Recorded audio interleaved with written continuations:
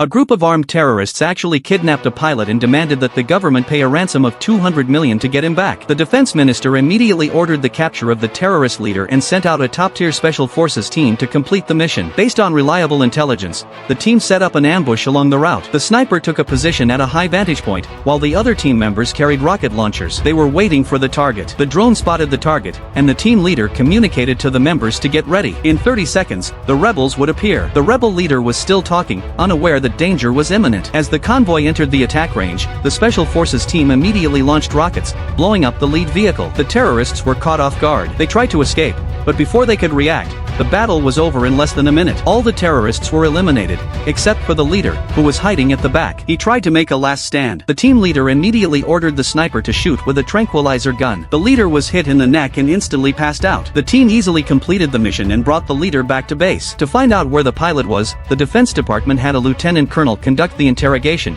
as they had once been comrades. He directly told the leader that he had only 5 hours left, otherwise, he would face torture. If he talked now, he could still live. However, the rebel leader claimed that he had planned a terrorist attack. If he wasn't back within 3 days, there would be a missile strike here. He also tried to persuade the lieutenant colonel, promising to meet all his demands if he was let go. The lieutenant colonel decided to pretend to agree, but he had one condition: he wanted the leader to treat his son. The rebel leader readily agreed, and the lieutenant colonel left. But the leader seemed to be thinking something over. The next day, the lieutenant colonel set off the prison alarm, distracting the guards and knocking out the guard at the door. He then escaped from the prison with the leader. To avoid capture by the troops, the two fled deep into the desert. After 2 days of arduous travel, they finally made it out of the desert. They hadn't eaten for 2 days, and seeing a flock of sheep in front of them, he wanted to steal one to eat. But before he could get close, the sheepdog lunged at him. The lieutenant colonel had no choice but to fire his gun. At that moment, the shepherd also came over. Upon learning the leader's identity, he not only didn't demand compensation but also invited them to eat and notified the rebel subordinates,